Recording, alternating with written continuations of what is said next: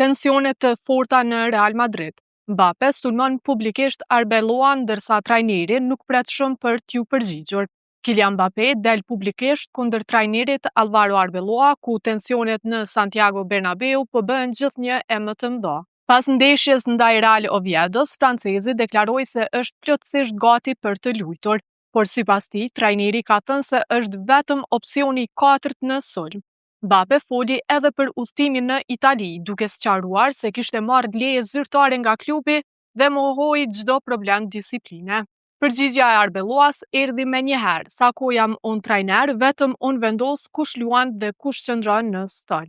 Trajneri mohoi gjithashtu se e kishte quajtur Mbappen opsionin e katërt.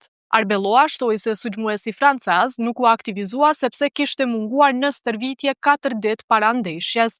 Ndërkohë, tifozët e Real Madridit e fishkëllyen Mbappen gjatë gjithë ndeshjes.